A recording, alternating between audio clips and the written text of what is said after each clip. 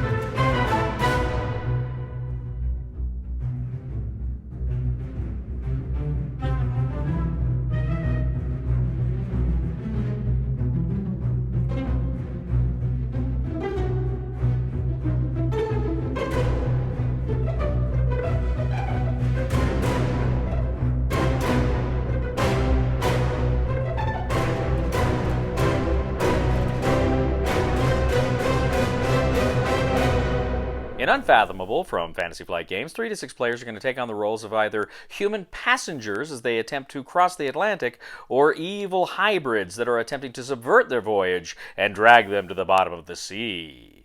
At the beginning of the game, each player is going to choose a unique character. These characters have their own backstories, and they also have their own unique advantages and skill sets that they're going to bring to the game. Players are also going to receive a loyalty card. Essentially, it's going to say whether they are a human or whether they are a hybrid or a cultist. More on that later. The game board is a map of the SS Atlantica. Now, it has a number of deck spots, and then you also have interior spots, which are different rooms that do different actions. Again, more on that later. But you also have sea spaces around the Atlantica where evil, deep ones, and monsters are going to come from.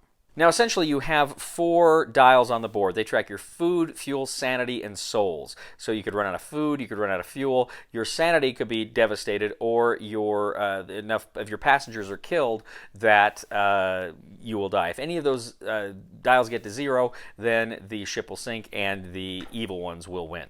Now, this is a hidden traitor game.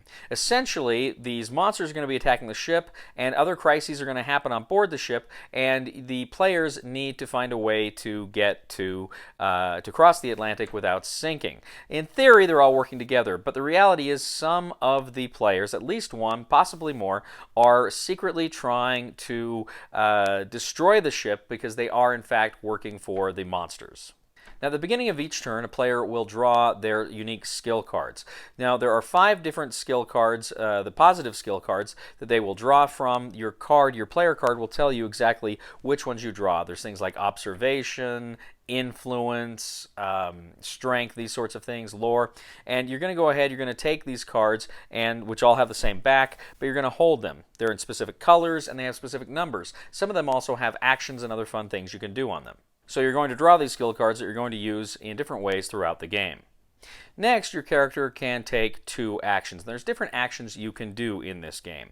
For instance, you can move. You can move anywhere on the ship. You don't have to move to an adjacent location. You can move to a deck or an interior location, however you want. Next, you could attack a deep one. If you are in the same location as a deep one with a die roll, you can go ahead and attempt to take out that deep one. Next, you can rescue a passenger. Essentially, there are passenger tokens on the deck. You can go to one of these passenger tokens and take that token and put it back into the supply.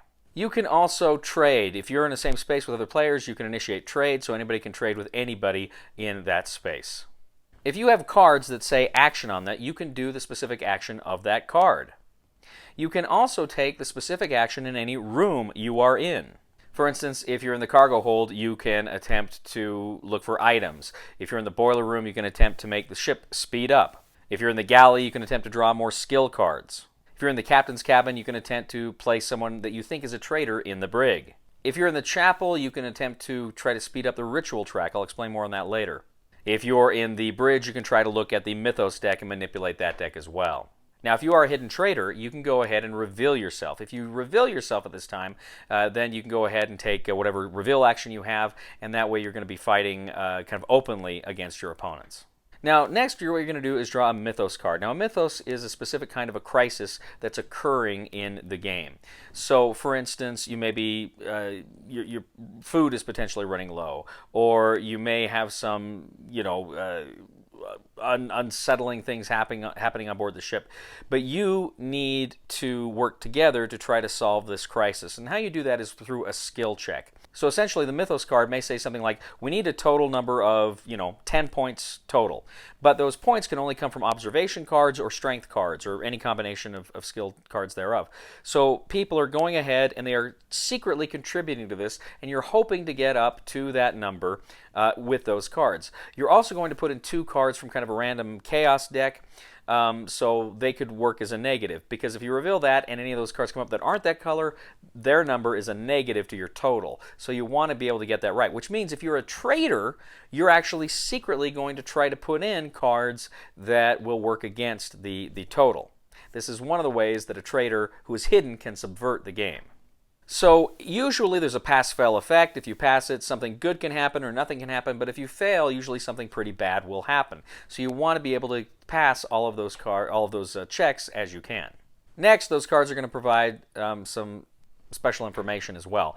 They're going to tell you if any of the monsters activate. Now, typically you have deep ones. If these deep ones, these little monsters are on the ship, they're going to go and they're going to try to destroy locations. In which case, if they destroy a location, you draw a damage card, you put it there, and it'll tell you how you can fix that, usually by discarding a certain number of cards. But sometimes you will lose food or fuel or other things. Now, as these small monsters are moving throughout, again, they're attacking people, they're destroying locations, and that's why you want to fight them, you want to get rid of them. They can be activated, but you can also activate the 2 big monarch monsters. I think Father Dagon and Mother Hydra. Father Dagon will spawn more smaller monsters, and Mother Hydra, she'll actually attack interior spaces. So you want to try to make sure that they're not activated, but sometimes you can't help it. Once those monsters are activated, you really just want to get past them as fast as you can, and there's really only a couple things you can do. Now, at the bottom of the card, it's also going to say whether or not one of the 2 tracks activates, because there are 2 tracks. There is the voyage track, which essentially is how far you're sailing, and then there is the ritual track.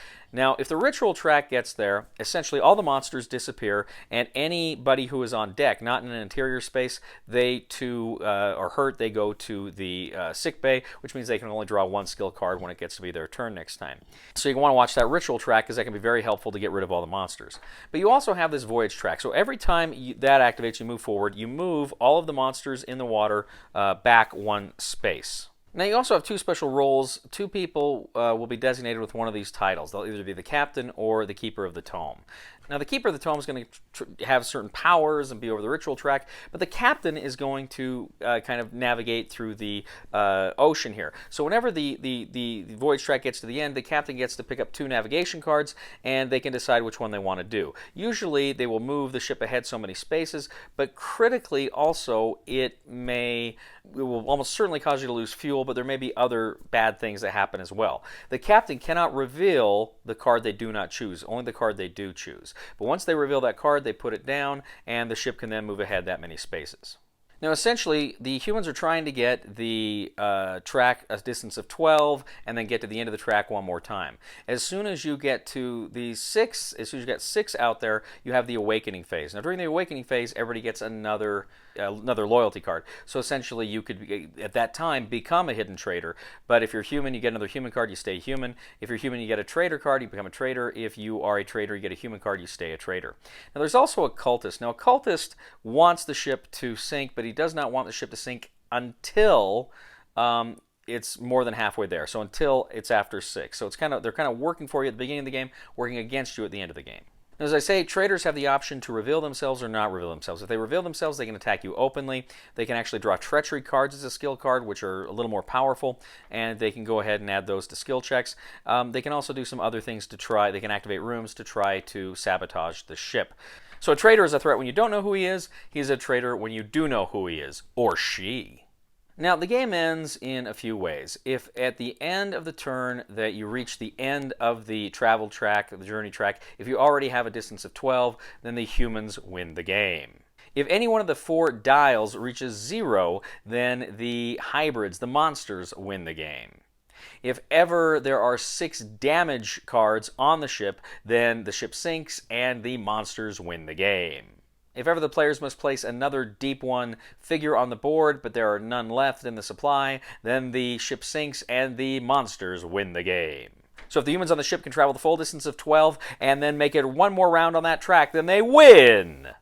Unfathomable. So Unfathomable, of course, is a reskin of one of my favorite games of all time, Battlestar Galactica. Now, Battlestar Galactica came out, I don't know, 2008, I think. I played it maybe 2012 or 2013. Fell in love with it. One of my absolute favorite games of all time. Consistently in my top 5. Fantastic game.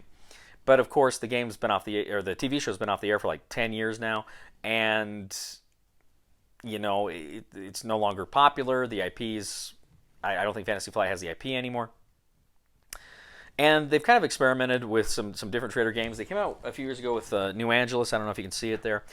New Angeles is a game that has a hidden traitor. It's based in the kind of the Android Netrunner universe, and it was a good game, but it was no Battlestar Galactica.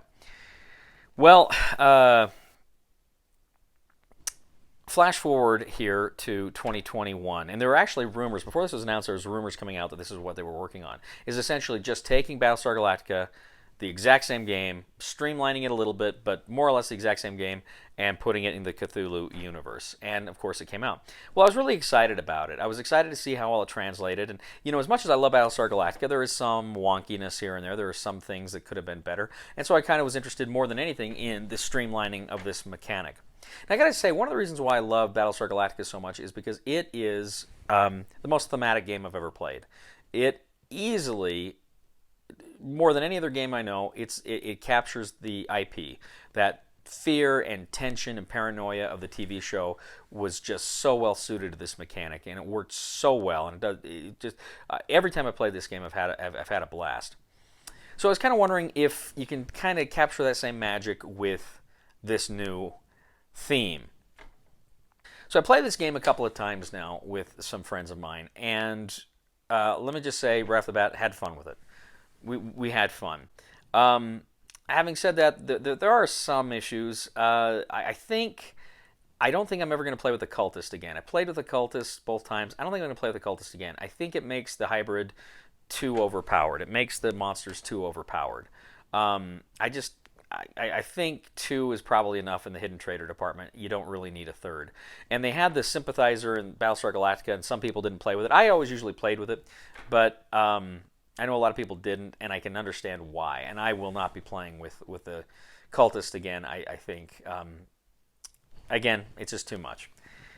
Generally, the game works. You've got, instead of in the Battlestar Galactica, you just have the jump track. Here you've got the travel track, the voyage track, and the ritual track that kind of do, both of them do the same thing that the jump track did. And I realize they kind of did that for, you know, thematically.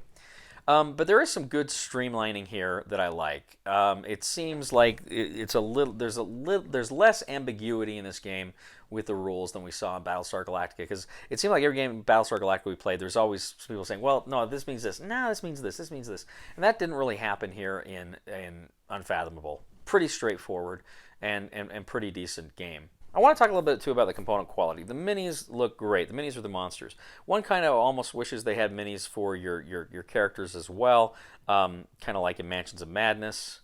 I don't know what that would have done at the price point. It's already not a cheap game, but I would have liked that. I have to say, where I was disappointed is the card quality in this game is not very good. Cards are not particularly sturdy. It kind of feels a little cheap, and for the price point, you were kind of hoping that would be, you get a little something more out of that. So that was disappointing. I wanted a sturdier game. But I can't tell you how good it feels to play, to have looked forward to, and to have played and enjoyed and be enthusiastic about a game from Fantasy Flight Games again. I mean, for so long, they were my go-to company. I loved Fantasy Flight Games so much. And then they just made some decisions where they deprioritized just good games. They went more to the collectible stuff. It's fine. They're chasing the buck. I don't blame them. You know, if that's where the money is, by all means, go for it. But it was sad too, right? You know, when Christian Peterson was there, it seemed like we would always get some. It seemed like it was more of a labor of love, and we would get some really good and fun titles, a lot of which you just weren't expecting. And you don't see that a lot from Fantasy Flight anymore. I'm super excited to see that they are coming out with an expansion to Outer Rim finally, which we need. So hopefully we will see some more fun games like this from Fantasy Flight in the future. We'll see.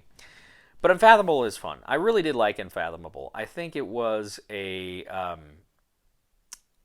think it was a great opportunity, like I say, to streamline Battlestar Galactica. And the question is, am I going to keep them both? And for right now, yes, I will. I bought this game.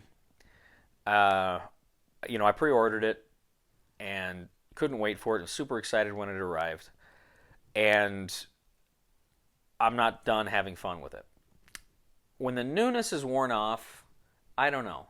I cannot imagine giving up Battlestar Galactica. I cannot imagine this replacing or killing Battlestar Galactica for me. But at the same time, maybe I'll end up playing this one more than Battlestar Galactica because it is streamlined. I don't know. We'll see. That's a good question, and that's one for the philosophers, not for old Cody. Well, ladies and gentlemen, my recommendation for Unfathomable is I think you'll like it. I think you'll have fun with it. And buy it.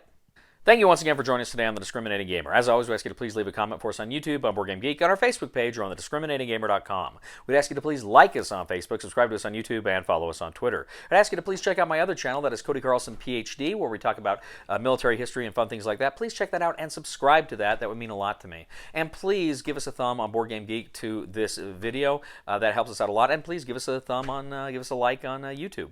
Ladies and gentlemen, you know, I've always wondered why the cruise passengers never played cards, and then it occurred to me.